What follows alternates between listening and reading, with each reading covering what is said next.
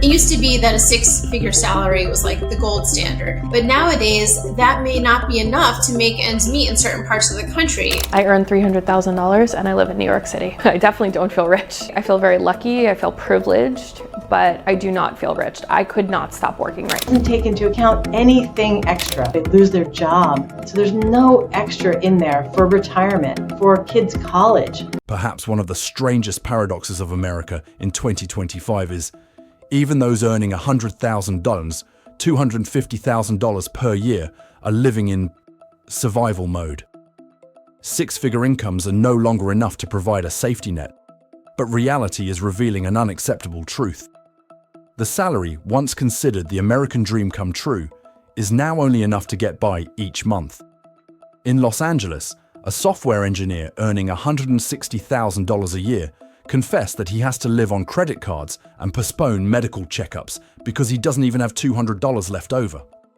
In New York, a family earning $230,000 a year still can't afford a house and even has to borrow money to pay for childcare.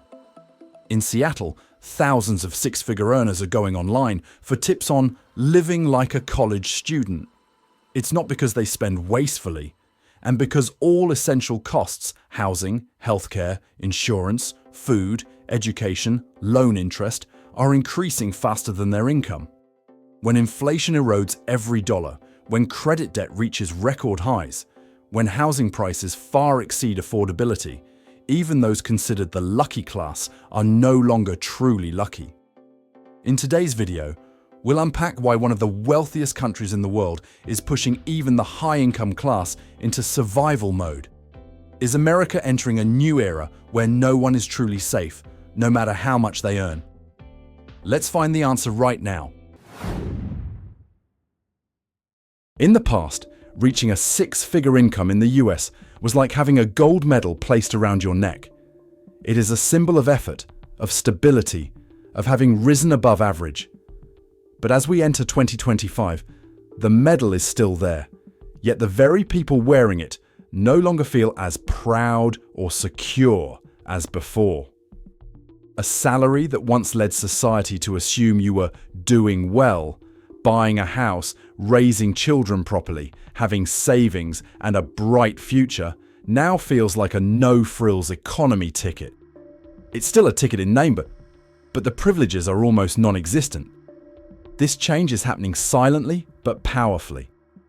The minimum cost of living is increasing much faster than real income, causing salary milestones once considered guaranteed, 100K, 150K, 200K, to gradually lose their value. High income no longer equates to security. It's like standing on a treadmill where the faster you run, the more everything around you slips away. Effort's increased, but the ability to move forward decreased. The data also accurately reflects that feeling of unease. About 40% of those earning over $300,000 per year still live paycheck to paycheck, a figure enough to shake the very foundation of the notion that high income equals stability.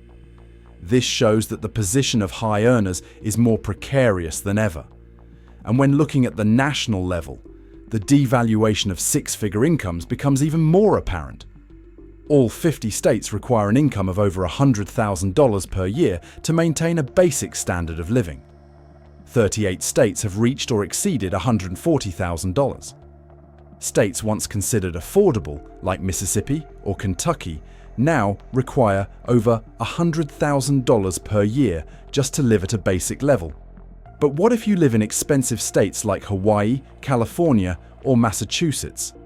Multiply those three numbers by 3, because the number 100K is now only equivalent to 60K in the past. This is no longer a matter of personal choice.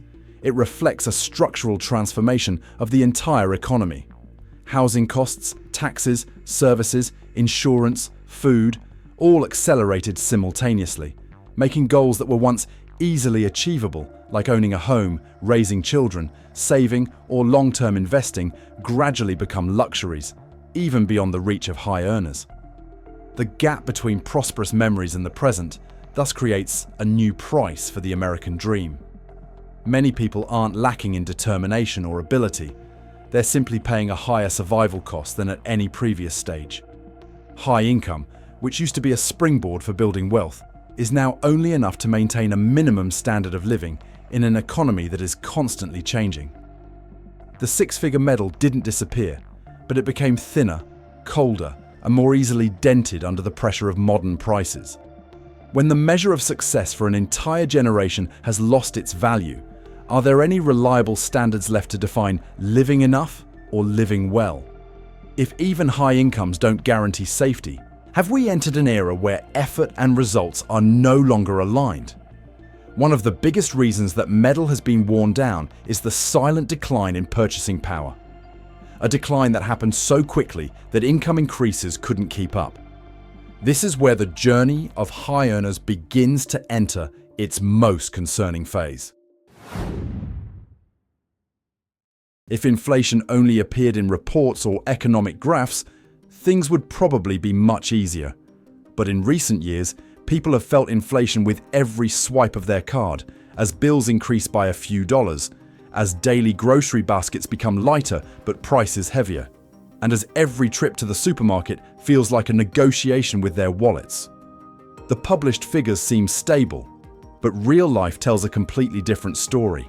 The story of an America where prices are rising faster than people can adapt. The most basic expenses of life, food, services, housing, are precisely the groups that are increasing the most.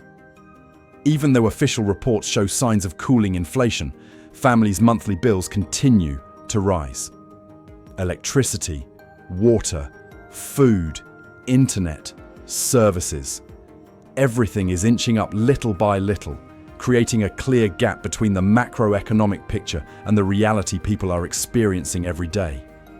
A salary that was once enough to support an entire family now needs to be 1.5 times, or even double, to recreate the same standard of living.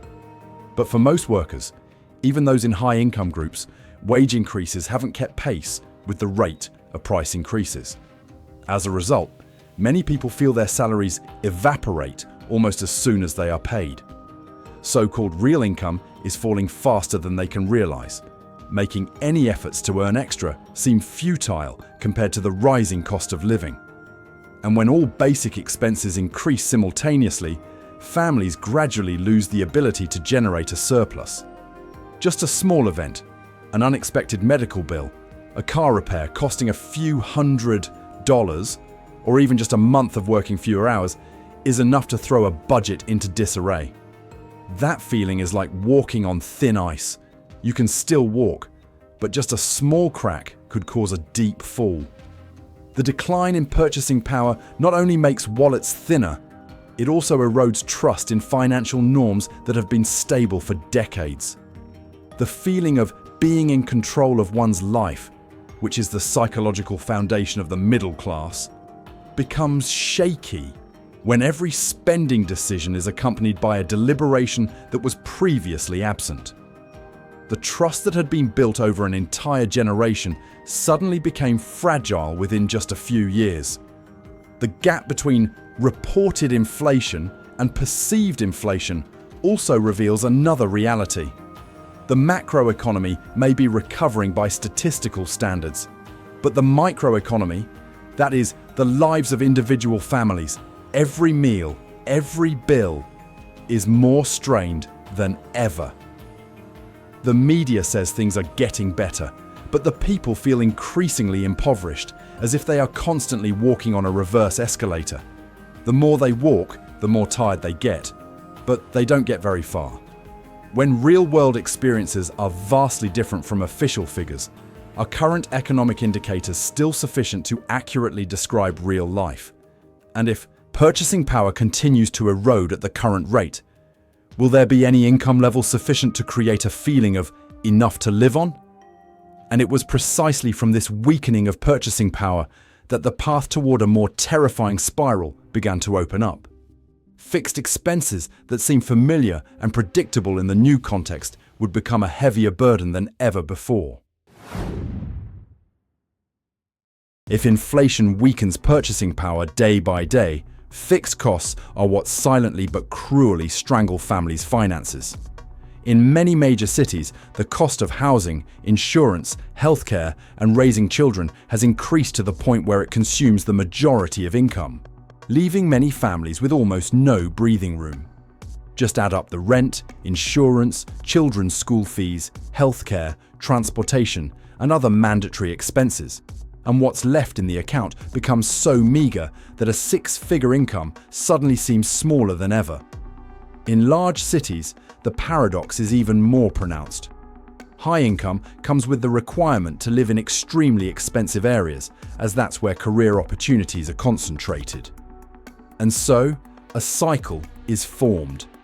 Earn more to spend more, then have to keep earning even more just to stay in the same place. For many, moving to a cheaper place means leaving the center of opportunity, losing their professional network, and even the future of their children. A very reasonable financial option, but impossible in terms of life. The difference between pre-tax and post-tax income only adds to the pressure. Many families are realizing that the income figures that look so good on paper are actually just an illusion.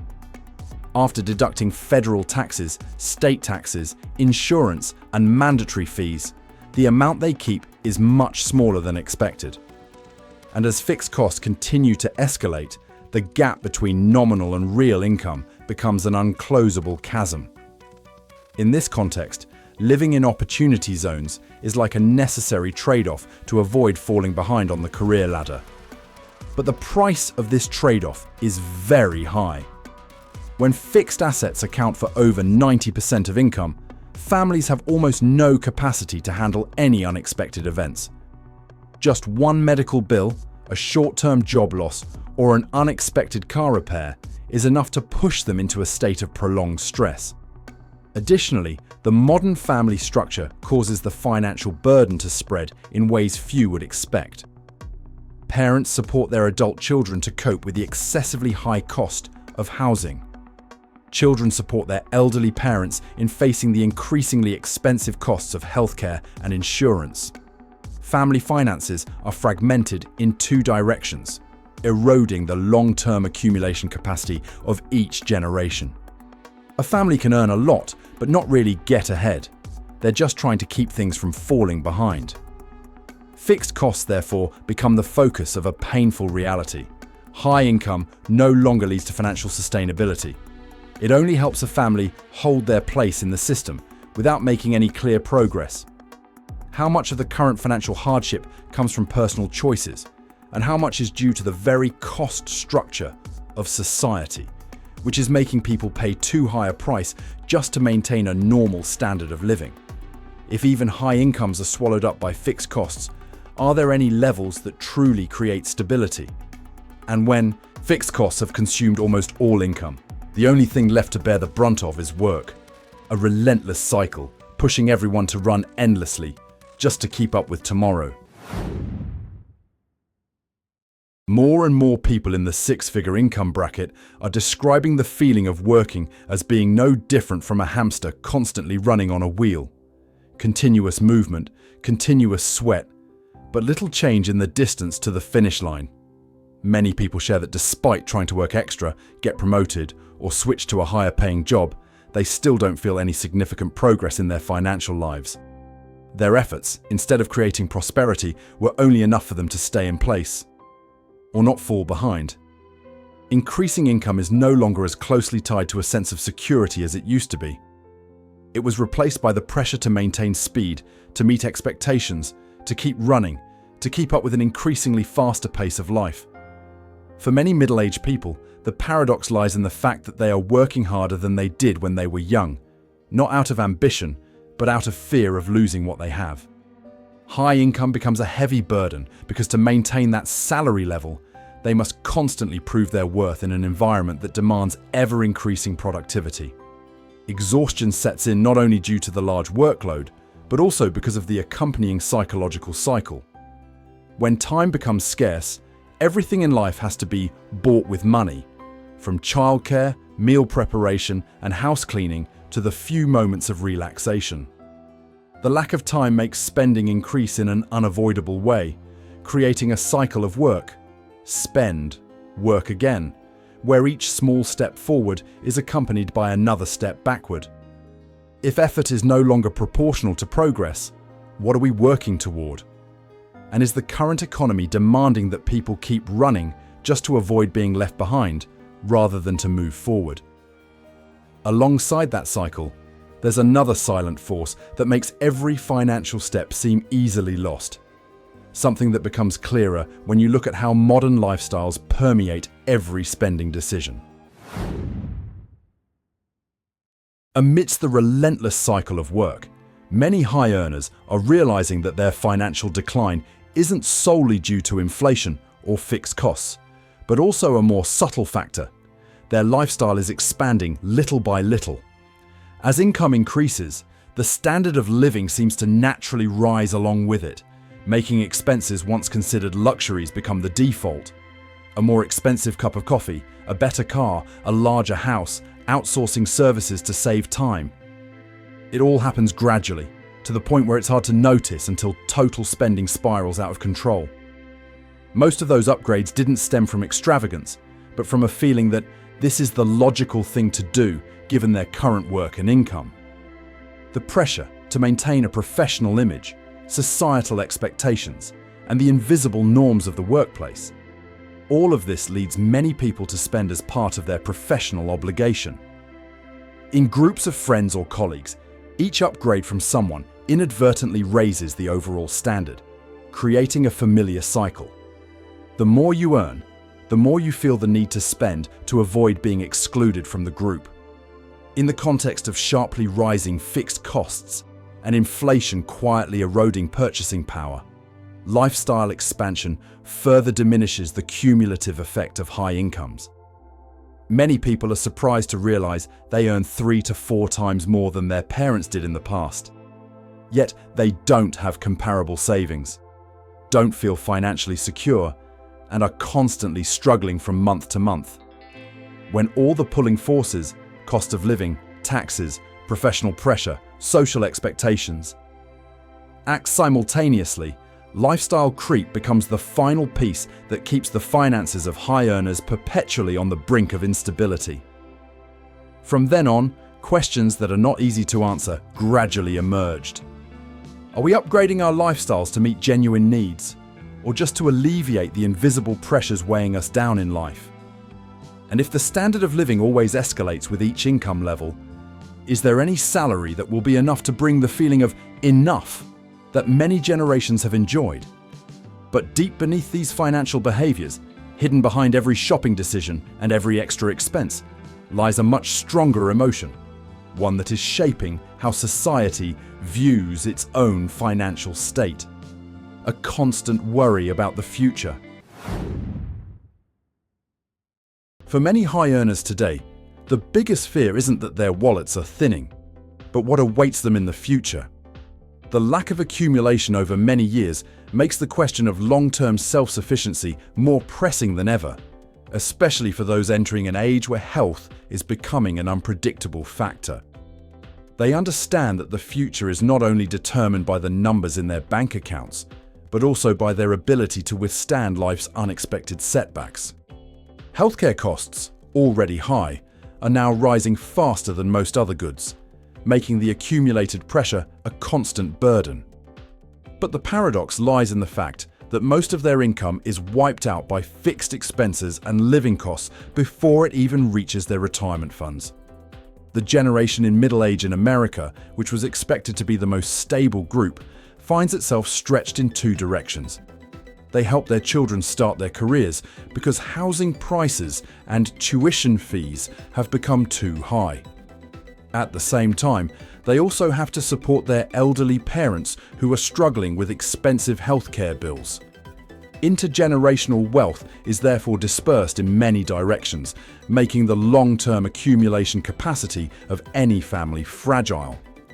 This is the stage where stability is no longer just a savings figure or an existing salary. Stability becomes resilience against volatility. The certainty that one can face illness, accidents, unemployment, or inflation without being dragged down.